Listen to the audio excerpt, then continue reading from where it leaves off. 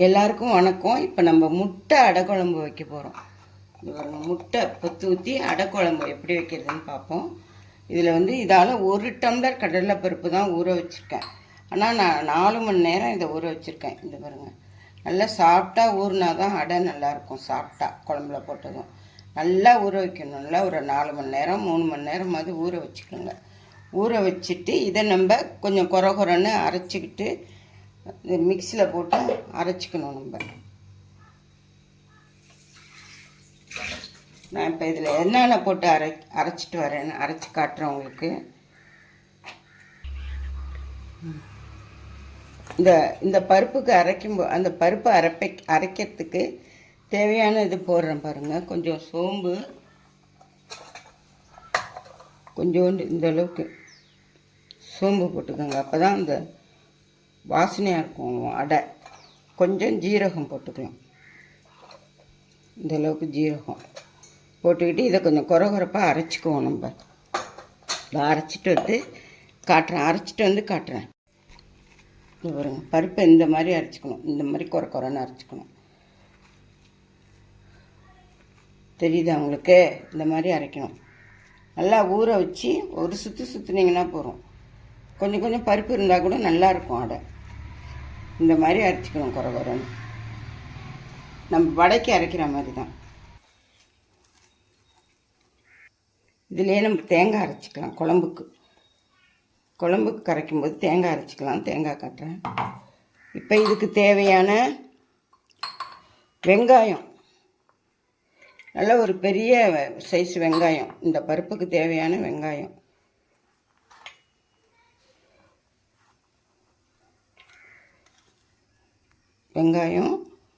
கொஞ்சோண்டு மஞ்சத்தூள்,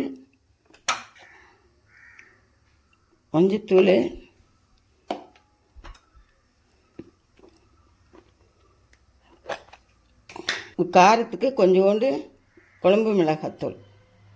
குழம்பு வைக்கிறோம்ல, அதே மிளகாத்தூள் தான் நான் போட்டிருக்கேன். வேறு எதுவும் போடல. இந்த மாவுக்கு தேவையான உப்பு. இதோட கொஞ்சம் இஞ்சி, பூண்டு இடித்து வச்சது, கொஞ்சோண்டு பூண்டு. எங்கள் வீட்டில் குழந்தைங்க இருக்கிறதுனால நான் இஞ்சி போடல. உங்களுக்கு தேவைப்பட்டால் நீங்கள் இஞ்சி போட்டுக்கோங்க. இந்த பாருங்கள், கொஞ்சோண்டு தேங்காய் பல்லாக நீங்கள் திருவியும் போட்டுக்கலாம். எங்கள் வீட்டில் பிள்ளைங்களுக்கு பல்லாக போட்டால் தான் பிடிக்கும். அதனால் கொஞ்சோண்டு தேங்காய் பல்லாக நைஸாக போட்டுக்கோங்க. கொஞ்சம் இஞ்சியும் நீங்கள் இது மாதிரி தட்டி இஞ்சியும் போட்டுக்கோங்க. இதில் கொஞ்சோண்டு இந்த சின்ன வெங்காயம் இது மாதிரி தட்டி போட்டுக்கோங்க.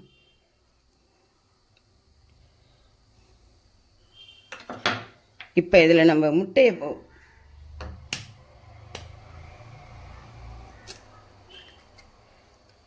பொத்து இந்த மாவுக்கு நான் 3 முட்டை போட்டிருக்கேன். உங்களுக்கு வேணான்னு ஒரு முட்டை போட்டுக்கோங்க. நான் இதுக்கு தேவையான முட்டை தான் போடுறேன். ரொம்பவும் முட்டை போட்டால் ஒரு மாதிரி சுமல் வரும் அப்படின்னு சொல்லுவாங்க. அதனால் நான் இந்த 1 டம்ளர் கடலைப்பருப்புக்கு தேவையான முட்டை ஊற்றிருக்கேன். 3 முட்டை ஊற்றுறேன். இதுவே போதுமானது. 1 டம்ளர் கடலைப்பருப்புக்கு 3 முட்டை.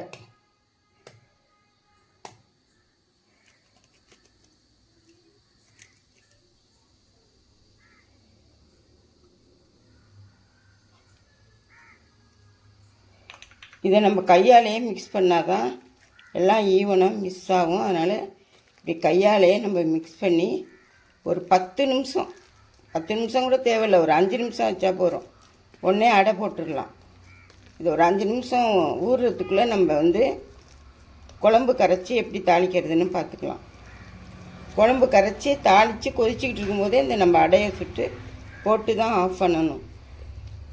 குழம்பு ஆஃப் பண்ணிவிட்டு சுட்டு போடக்கூடாது. அப்புறம் சரியாக ஊறாது. இதில் கொஞ்சோண்டு கருவேப்பிலை கொத்தமல்லி போடணும். இருங்க, நான் கருவேப்பிலை போடுறேன். கொஞ்சோண்டு கருவேப்பிலை போடுறேன். கொஞ்சம் ஒரு 5 நிமிஷம் 10 நிமிஷம் இருந்தால் போதும். அதுக்கப்புறம் நம்ம அடை வாக்கலாம். இப்போ நம்ம குழம்பு கரைக்கிறத பார்க்கலாம். இது இப்படியே இருக்கட்டும்.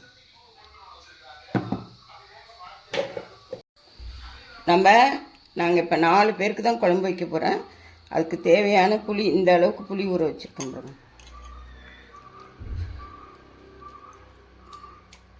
இந்த அளவுக்கு புளி ஊற வச்சுக்கணும். ஊற வச்சு கரைச்சிக்கிட்டு தாளிக்கிறதுக்கு சின்ன வெங்காயம் கொஞ்சம், பெரிய வெங்காயம் கொஞ்சம், கொஞ்சோண்டு பச்சை மிளகா, அரை மிளகா. ஏன்னா வெயில் காலங்கிறதுனால 2 தக்காளி வச்சுருக்கேன். இது பாருங்க, அரிசி களைஞ்ச தண்ணியை தான் நான் குழம்பு கரைக்க போகிறேன். இந்த மாதிரி அரிசி களைஞ்ச தண்ணியில் குழம்பு கரைச்சா டேஸ்ட்டாக இருக்கும். அதுக்காக இந்த தண்ணியில் தான் நான் குழம்பு கரைக்க போகிறேன். அப்புறம் வந்து அந்த குழம்புக்கு இந்த பாருங்கள், இந்த இந்த தேங்காய் மூடி, ஒரு மூடி தேங்காய் தான் கீனி வச்சுருக்கேன் நான். இந்த அளவுக்கு தேங்காய் போடணும், அப்போ தான் நல்லாயிருக்கும். இந்த தேங்காயை நம்ம வந்து இந்த பருப்பு அரைச்சதுலேயே அரைச்சி போட்டு இதில் கொஞ்சோண்டு கசகசா, சோம்பு, ஜீரகம் போட்டு அரைக்கணும்.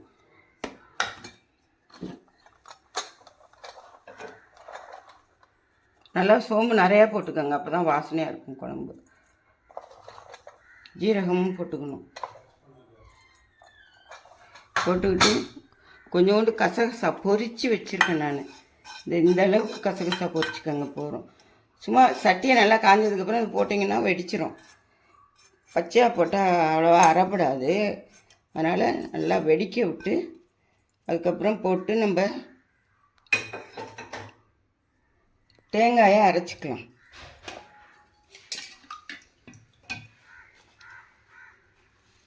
நான் அப்புறமா தேங்காய் அரைச்சிட்டு வந்து குழம்பு கரைக்கும் போது காட்டுறேன். இப்போ நம்ம குழம்பு கரைக்கிறத காட்டுறேன் உங்களுக்கு. புளியை நல்லா கரைச்சிக்கிட்டு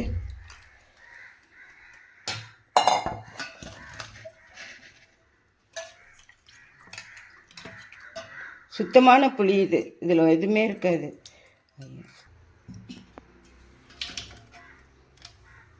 இதில் நம்ம இந்த 2 தக்காளி நான் வேக வச்சு வச்சுருக்கேன். தக்காளி கரைக்கிறதுக்கு அப்போ தான் ஈஸியாக இருக்கும். 2 தக்காளி கரைச்சி விட்டுக்குவோம். இதில் மஞ்சத்தூள் போட்டுக்குவோம். இதுக்கு தேவையான குழம்பு மிளகாய்த்தூள், மிளகாயும் மல்லியும் சேர்த்து எல்லா ஜாமான் போட்டு அரைச்ச குழம்பு மிளகாய்த்தூள்.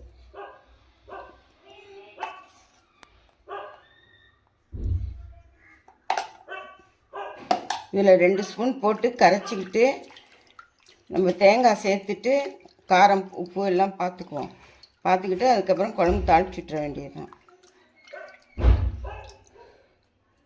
இந்த இதில் சின்ன வெங்காயம் கொஞ்சம் இடித்து சேர்த்துக்கலாம். அதில்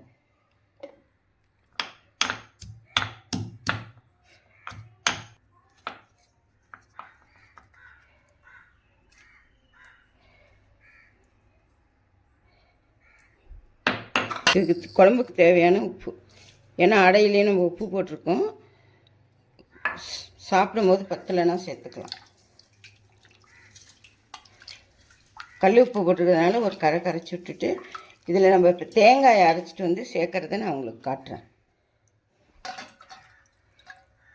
இந்த பாருங்கள், இந்த இந்த இந்த மாதிரி தேங்காய் அரைச்சிக்கோங்க. இந்த தேங்காய் அரைச்சி இதில் கலந்துக்கலாம். தேங்காய் நல்லா போட்டால் தான் நல்லாயிருக்கும் குழம்பு. அது வெயில் காலம் வேறு, தேங்காய் இல்லாமலாம் போட்டால் நல்லா இருக்காது.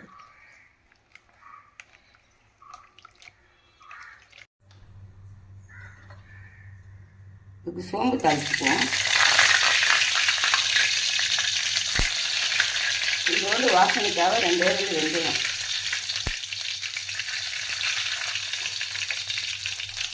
இது ஜீரகம்,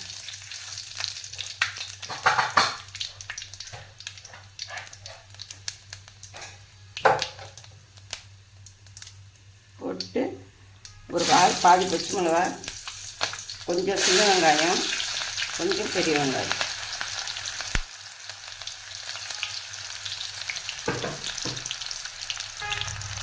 கொஞ்சம் பூண்டு,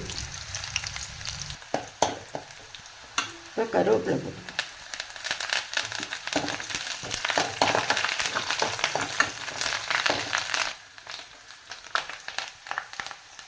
இந்த குழம்பு இதில் சேர்த்துடலாம்.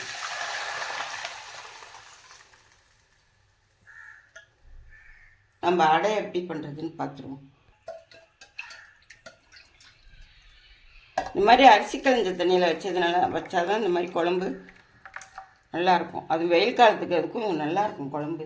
இது மாதிரி வச்சிங்கன்னா இந்த குழம்பு இப்போ கொதிக்கட்டும். நம்ம அடை எப்படி பண்ணுறதுன்னு பார்த்துருவோம். இது மாதிரி ஒரு தவாவை வச்சுக்கோங்க. வச்சுக்கிட்டு கொஞ்சம் எண்ணெய் ஊற்றிக்கலாம்.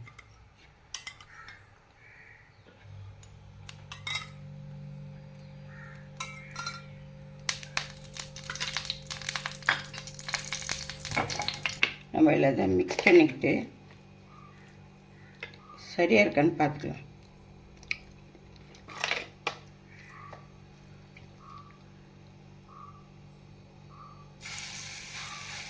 இப்படி குட்டி குட்டியாக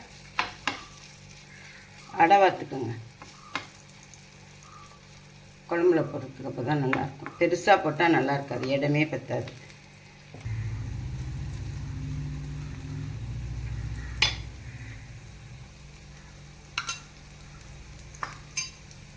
சித்த நேரம் இதை மூடி வைப்போம்.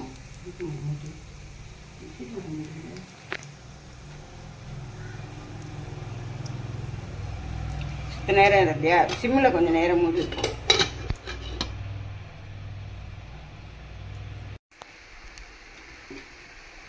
இது பாருங்கள், இந்த அளவுக்கு வேகணும். திருப்பி போட்டு இது பாருங்கள் எப்படி அழகாக வந்துருக்கு பாருங்கள். சிம்லேயே வச்சிங்கன்னா தான் இந்த மாதிரி வேகும். பெருசாக வச்சிங்கன்னா இந்த மாதிரி வேகாது. இது மாதிரி எடுத்து இந்த மாதிரி கொதிக்கும் போது நல்லா ஒரு கொதி, நல்லா 2 கொதி கொதித்ததுக்கப்புறம் இந்த மாதிரி லைட்டாக கொதிக்கும்போது சிம்மில் வச்சுக்கணும் அடுப்பை. கொதிக்கும்போது நம்ம இதில் போட்டுடணும். இப்படி கொதிக்கும்போது போட்டு ஒரு 5 நிமிஷம் கழித்து நிறுத்திடணும். நான் இன்னொரு வாட்டி குழம்பு எல்லாம் முடிச்சிட்டு எல்லா அடையும் போட்டதுக்கப்புறம் உங்களுக்கு நான் காட்டுறேன். இது பாருங்கள், குழம்பு அடை முட்டை அடை குழம்பு இப்படி தான் வைக்கணும். இது பாருங்கள் எப்படி இருக்குது பாருங்கள். இது சாப்பிடும்போது இந்த அடை வந்து அப்படியே குழம்புல ஊறி போய் அப்படியே அவ்வளோ சாஃப்டாக இருக்கும். நீங்கள் சாப்பிடும்போது இதை நான் பாத்திரத்தில் மாற்றிட்டு உங்களுக்கு காட்டுறேன். இந்த மாதிரி தான் முட்டை அடை குழம்பு வைக்கணும். இது மாதிரி வச்சிங்கன்னா நிறைய ஒரு கப்பு சாதம் சாப்பிட்றவங்க 2 கப்பு சாப்பிடுவாங்க போட்டு. அருமையாக இருக்கும் முட்டை அடை குழம்பு. இது மாதிரி சின்ன சின்ன பீஸாக போடுங்க, பிள்ளைங்களும் விரும்பி சாப்பிடுவாங்க. பிள்ளைங்களுக்கு நீங்கள் முட்டை கட்லெட் அப்படி சொல்லி கூட ஏமாற்றி குழம்பு கொடுக்கலாம். அவங்க அப்படி தான் கட்லெட்னா சொன்னால் தானே சாப்பிடுவாங்க. அடைன்னா அவங்களுக்கு அவ்வளோவா தெரியாது. நீங்கள் கட்லெட்டுன்னு சொல்லி சாப்பாட்டில் போட்டு ஊட்டி கொடுத்தீங்கன்னா நல்லா சாப்பிடுவாங்க. இது மாதிரி செஞ்சு கொடுங்க பிள்ளைங்களுக்கு. ட்ரை பண்ணி பார்த்துட்டு எனக்கு கமெண்ட் பண்ணுங்கள், ஷேர் பண்ணுங்கள், மறக்காமல் சப்ஸ்கிரைப் பண்ணுங்கள், லைக் பண்ணுங்கள். Thank you very much. இது பாருங்கள் முட்டை அடை குழம்பு. இது பாருங்கள், நம்ம பண்ண அந்த 1 டம்ளர் கடலைப்பருப்பு மாவுக்கு நம்ம சேர்த்த ஜாமான் எல்லாம் சேர்த்து இதில் 10 அடை போட்டிருக்கேன். 10 அடை போட்டிருக்கேன். எப்படி உடையாமல் எப்படி சாஃப்டாக இருக்குது பாருங்கள். சாஃப்டாக இருக்குது பாருங்கள் அடை. நான் எடுத்து ஒன்று புட்டு காமிக்கிறேன் உங்களுக்கு.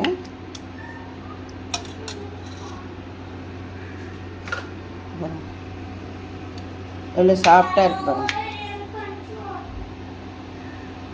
எல்லாம் சாஃப்டாக இருக்கும் சாப்பிட்றதுக்கு. அதில் மீதி மாவு இருந்து இது பாருங்கள் இப்படி கட்லெட் மாதிரி இப்படி போட்டேன். இது மாதிரி பிள்ளைங்களுக்கு செஞ்சு கொடுத்தீங்கன்னா நல்லாயிருக்கும். ஈவினிங் டைமில் எல்லாம் சாப்பிட்றதுக்கு நல்லாயிருக்கும். இது ப்ரோட்டீன், எக்கு ப்ரோட்டீன், கடலைப்பருப்பு ப்ரோட்டீன், இதில் சேர்ந்துருக்க ஜாமான் எல்லாமே உடம்புக்கு அவ்வளவும் நல்லது. இது மாதிரி வாரத்துக்கு ஒரு நாள் இந்த முட்டை அடை குழம்பு பண்ணி கொடுத்தீங்கன்னா பிள்ளைங்களுக்கு இன்ட்ரெஸ்ட்டாக விரும்பி சாப்பிடுவாங்க. இப்போ லீவு நாளுங்கிறதுனால இதெல்லாம் செஞ்சு கொடுத்தீங்கன்னா நல்லா சாப்பிடுவாங்க. பிள்ளைங்களுக்கு சத்தான முட்டை அடை குழம்பு இப்படி தான் பண்ணி கொடுக்கணும். இதை சாப்பிட்டு பாருங்கள், ரொம்ப டேஸ்ட்டாக இருக்கும்.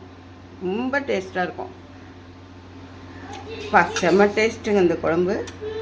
நீங்கள் சாப்பிட்டு என்ஜாய் பண்ணிவிட்டு எனக்கு ஷேர் பண்ணுங்கள், சப்ஸ்கிரைப் பண்ணுங்கள், கமெண்ட் பண்ணுங்கள். ட்ரை பண்ணி பாருங்கள், ரொம்ப நல்லாயிருக்கும்.